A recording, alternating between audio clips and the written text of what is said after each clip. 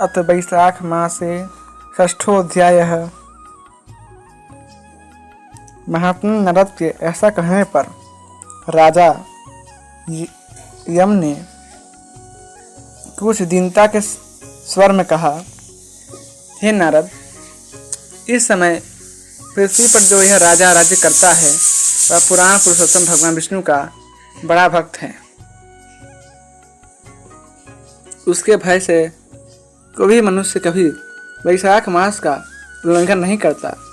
उस पुण्य के कर्म के प्रभाव से सभी भगवान विष्णु के परम धाम में चले जाते हैं।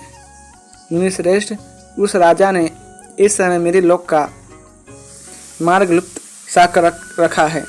स्वर्ग और नरक दोनों को शून्य बना दिया है। अतः ब्रह्मा जी के समीप जाकर यह सब समाचार उनसे निवेदन करके तभी मैं स्वस्थ होऊंगा।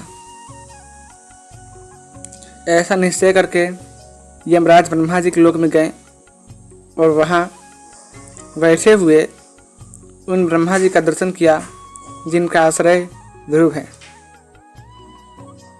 जो इस जगत के बीज तथा सब लोकों के पितामह है और समस्त लोकपाल, दिक्पाल तथा देवता जिनकी उपासना करते हैं। ब्रह्मा जी ने यमराज को देखा और यमराज ब्रह्मा जी के आगे पृथ्वी पर गिर पड़े। फिर यमराज ने कहा, कमलासन,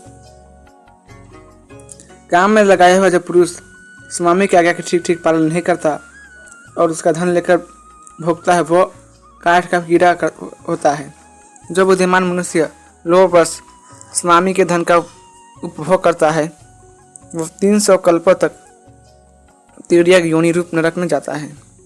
जो कार्य में नियुक्त हुआ पुरुष कार्य करने में समर्थ होकर भी अपने घर में ही बैठा रहता है, वह विलाप होता है। देव, मैं आपकी आज्ञा से धैर्यपूर्वक प्रजा का शासन करता आ रहा हूँ। मैं अब तक मुनियों और धर्मशास्त्रों के कथानुसार पुण्यात्मा को पुण्य के फल से और पापात्मा को पाप के फल से संयुक्त किया करता था, परंतु अब आपकी आज्ञा का पालन करने में असमर्थ हो गया हूँ।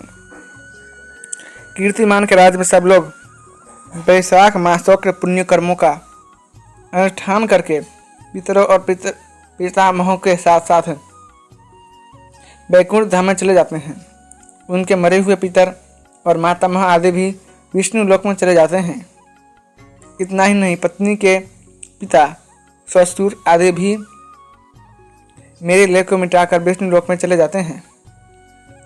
हे देव, बड़े बड़े यज्ञों द्वारा भी मनुष्य वैसी गति नहीं पाता है जैसी वैशाख मास में मिल रही है। संपूर्ण तीर्थों से, दान आदि से, तपस्याओं से, व्रतों से अथवा संपूर्ण धर्मों से युक्त मनुष्य भी उस गति को नहीं पाता जो वैशाख धर्म में तत्पर हुए मनुष्य को प्राप्त हो रही है। वैशाख में प्रातः काल स्नान करके देव पूजन, मास महात्म्य, कथा का श्रवण तथा भगवान विष्णु को प्रिय लगने वाले तदनुकूल धर्मों का पालन करने वाला मनुष्य एकमात्र विष्णु लोक का स्वामी होता है। और जगतपति भगवान विष्णु के लोक की तो मेरी समझ में कोई सीमा ही नहीं है, क्योंकि सब ओर से कोटि कोटि प्राणियों का समुदाय वहां पहुंच रहा है, तो भी तट तभी वह भरता नहीं है। इस संसार में पवित्र और अपवित्र सभी लोग राजा की आज्ञा से वैशाख मास के धर्म का पालन करके विष्णु लोक को जा रहे हैं। हे लोकनाथ, उसकी प्रेरणा से संस्कारहीन मनुष्य भी वैशाख स्नान मात्र से वैकुंठ धाम में चले जाते हैं। वह केवल भगवान विष्णु के चरणों की शरण लेने वाला है। जान पड़ता है वह समस्त संसार को विष्णु लोक पहुंचा देगा। जो पुत्र, धर्म, अर्थ, काम और मोक्ष के प्रतिकूल चलता हो, वह पृथ्वी पर माता के पेट से पैदा हुआ रोग है। वह अधम पुरुष अपनी माता का घात करने वाला कहा जाता है, किंतु राजा कीर्तिमान की माता और उसकी पत्नी का पूर्ण संसार में विख्यात है। उसकी माता एकमात्र वीर जननी है और वह राजा निश्चय संसार में बहुत बड़ा वीर है। जिस प्रकार कीर्तिमान मेरी लिपि को मिटाने में उद्यत हुआ है, ऐसा उद्योग पुराणों में और किसी का नहीं सुना गया है।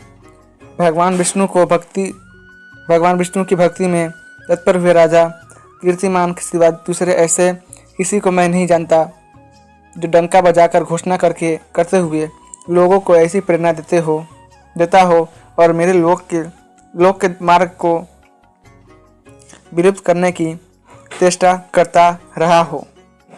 अथ षष्ठो अध्याय संपूर्णम। इसी के साथ स्कंद पुराण के वैष्णव खंड के वैशाख मास महात्म्य का 6ठा अध्याय समाप्त हुआ।